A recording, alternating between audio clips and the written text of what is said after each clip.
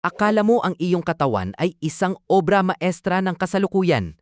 Isang sopistikadong biologikal na makina na sadyang idinisenyo para sa komportabling buhay sa ika-21 siglo. Pero ang totoo, ang katawan mo ay mas dakila pa rito.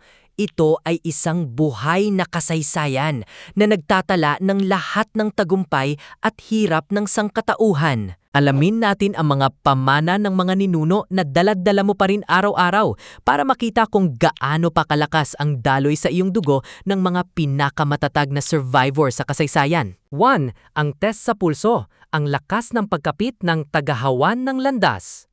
Gumawa tayo ng maliit na pagsusulit ngayon. Itingala ang iyong palad sa ibabaw ng mesa. Pagdikitin ang hinliliit at hinlalaki.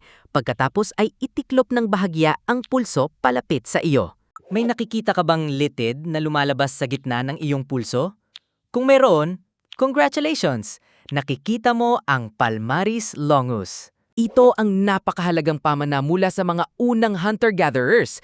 Ang litid na ito ay nagbigay noon ng pambihirang lakas sa pagkapit na tumulong sa ating mga ninuno na kumapit ng mahigpit sa mga mapanganib na bangin para maghanap ng masisilungan o mag-amba ng mabibigat na sibat na may batong dulo sa mga laban ng buhay at kamatayan. Ito ang nagsilbing angkor na mga tagahawan ng landas noong kailangan nilang tawirin ang pinakamahihirap na lupain sa daigdig. Pero para sa mga modernong tao na nakatira sa mga siyudad na simento, halos walang silbi na ito.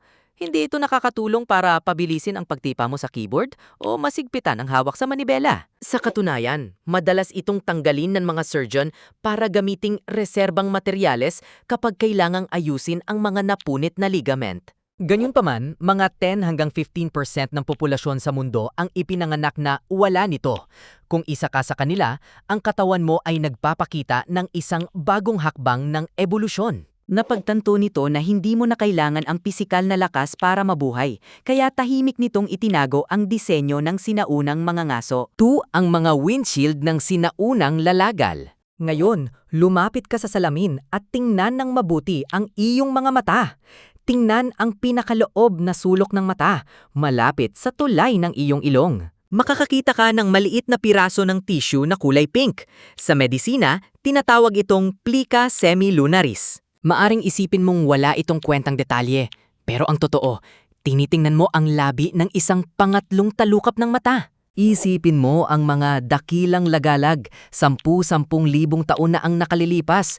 Wala silang matitibay na bahay. Kailangan nilang maglakad sa mga disyerto na puno ng sandstorm, sa mga madamong kapatagan na may malalakas na hangin o sa gitna ng mga blizzard noong Ice Age. Ang malinaw na balat na ito ay nagsilbing biological na windshield noon na pwedeng islide sa eyeball para protektahan ang mata sa alikabok at lamig nang hindi nawawala ang matalas na paningin. Nung natutunan na ng mga tao ang gumawa ng masisilungan at damit, nagpahinga na ang sistemang ito ng depensa.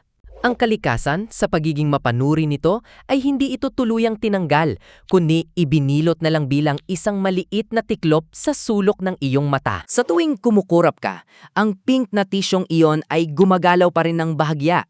Isa itong tahimik na pagbati mula sa mga mahihirap na daan na tinahak ng iyong mga ninunong lagalag. 3. Armor ng mandirigma ng Ice Age, ang katotohanan tungkol sa goosebumps. Nakikinig ka sa isang napakagandang kanta, o kaya na may tumadaan ka sa isang madilim at malamig na pasilyo. Bigla na lang, may mga maliliit na bukol na lilitaw sa iyong braso. Tatayo ang iyong mga balahibo. Tinatawag natin itong goosebumps at itinuturing nating senyales ng emosyon. Pero sa aspetong biolohikal, isa itong dakilang survival instinct na nagigising. Ang reflex na ito ay kinokontrol ng maliliit na arrector pili na kalamnan sa ilalim ng balat. Magbalik tanaw tayo noong ang mandirigwa ng Ice Age ay humaharap sa nakakanginig na lamig. Kapag bumaba ang temperatura, ang mga kalamnang ito ay umaatras, kaya tumatayo ang mga balahibo para makagawa ng layer ng mainit na hangin na nagsisilbing natural na jacket para panatilihin ang init ng katawan. At kapag humaharap sa mga dambuhalang hayop sa dilim, ang pagtayo ng mga balahibo ay nagpapakita sa katawan ng ating mga ninuno na mas malaki at mas matapang, handa para sa isang laban ng pamatay. Ngayon, mayroon na tayong mga makakapal na damit at heater. Pero kapag natatakot ka o sobrang naantig, ang iyong primitive na utak ay sumisigaw pa rin ng sinaunang utos. Isuwot ang iyong armor. Gawin mong malaki ang iyong sarili. Kinikilabutan ka dahil sa loob mo, ang kaluluwa ng isang mailap na mandiriga ay hindi kailanman tuluyang natulog. 4. Ang radar ng tanod sa gabi, ang mga taing hindi natutulog. Sa mundong walang mga pader, ang dilim ay katumbas ng kamatayan. Sa paligid ng iyong mga tenga ay may 3 maliliit na kalamnan na tinatawag na auricular muscles. Ito ang napakahalagang radar system noon ng mga sinaunang tanod sa gabi. Habang ang tribo ay natutulog sa tabi ng apoy, ang tanod ay walang makita sa dilim. Sa halip, ang kanilang mga tenga ay parang mga antena na may kakayahang umikot at gumalaw para matukoy ang direksyon ng tunog ng nabaling sanga o ang mga yabag ng paparating na mabangis na hayop. Ngayon, karamihan sa atin ay putol na ang koneksyon sa genetic code na ito. Pinipili nating iikot ang buong ulo dahil sa liwanag ng kuryente at mga ilaw sa daan. Gayunpaman, mayroon pa ring 10 hanggang 20% ng populasyon ang may kakayahang pagalawin ang kanilang mga tenga. Huwag kang tatawa, hindi ito basta katuwaan lang ng katawan. Isa itong sinaunang superpower na nananatiling buo. Hawak nila ang mismong matatalas na tenga na nagligtas ng napakaraming buhay noong madidilim na gabi ng prehistory. 5. Ang apoy at ang sinaunang survivor, wisdom teeth. Kung mayroon mang pamana na nagdulot ng pinakamaraming luha at gastos sa modernong tao, ito ay ang wisdom teeth. Bakit isiniksik ng kalikasan ang 4 na dambuhalang ngipin sa dulo ng panga kung saan walang sapat na puwang? Kaya tumutubo ang mga ito ng tabingi at nagdudulot ng impeksyon. Ang sagot ay nasa pinakamalaking pagbabago sa kasaysayan, ang pagkakatuklas sa apoy. Bago matuto sa apoy, ang sinaunang survivor ay nabubuhay sa pagkain ng matitigas na ugat, buto at hilaw na karne. Para manguya ang mga ito, binigyan sila ng kalikasan ng napakalapad na panga, kung saan ang pangatlong bagang, wisdom tooth, ay nagsilbing panggiling. Pero nang sumiklab ang sagradong apoy, lahat ay nagbago. Ang pagkaing luto ay naging malambot at mas masustansya. Ang utak ay nakakuha ng malaking enerhiya at nagsimulang lumaki ng husto. Habang lumalaki ang utak, pinaliit ng kalikasan ang panga para magbigay daan sa talino. Gayunpaman, ang genetic code para sa bilang ng ngipin ay nananatiling konserbatibo. Ipinipilit pa rin itong bigyan ka ng 32 ngipin sa isang panga na kasya lang ang 28. Ang mga wisdom teeth na naipit at masakit ay hindi isang pagkakamali. Sila ang sagradong kapalit na binabayaran ng iyong katawan para sa iyong pambihirang talino na nagmamarka sa sandaling lumabas ang ating mga ninuno sa dilim para maging mga arkitekto ng sibilisasyon. 6. Ang angkor ng taong nakatayo ng tuwid, coccyx. At sa wakas, ang pinakadakilang labi ay matatagpuan sa dulo ng iyong gulugod. Noong ikaw ay isa pang maliit na embryo sa ika-4 na linggo, ang katawan mo ay may istrukturang humahaba sa dulo ng gulugod. Ang lahat ng may buhay na may gulugod ay nagsisimula sa isang dakilang draft ng kalikasan. Pero agad-agad, isang espesyal na genetic command para sa mga tao ang ibinibigay. Ang istrukturang iyon ay lumiliit at nagiiwan na lang ng base na binubuo ng 3 hanggang 5 na magkakadugtong na buto. Iyan ang coccyx. Marami ang nag-aakalang wala itong silbi.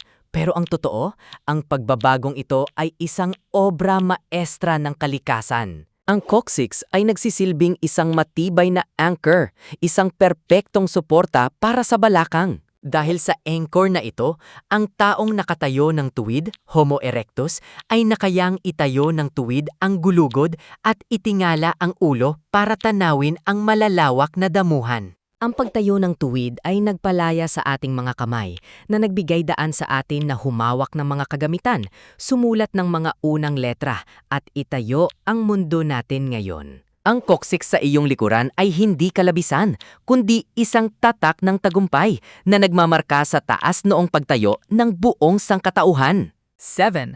Ang mga haudwe ng mga nagwagi sa kalikasan. Ang katawan mo ay hindi lang basta laman at dugo.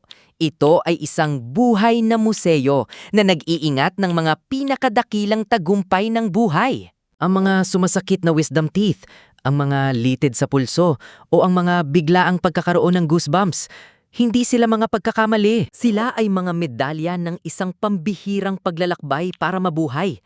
Dala mo ang lakas ng mga ngaso, ang tapang ng lagalag, at ang apoy ng talino ng tagapagtayo ng sibilisasyon. Ikaw ang perpektong pagpapatuloy ng iyong mga ninuno. Kaya ilan sa mga pamanang ito ang mayroon ka? Nariyan pa ba ang litid sa iyong pulso? Kaya mo bang paggalawin ang iyong mga tenga gaya ng isang tunay na tanod sa gabi? Ibahagi ang kwento ng iyong katawan sa comment section sa ibaba. Palagi kaming nagbabasa para makita ang himala at pagkakaiba-iba ng lahat ng aming manunood. At kung gusto mong patuloy na tuklasin ang mga misteryosong katotohanan ng iyong katawan, huwag kalimutang pindutin ang subscribe. At kung nakasubscribe ka na, welcome home!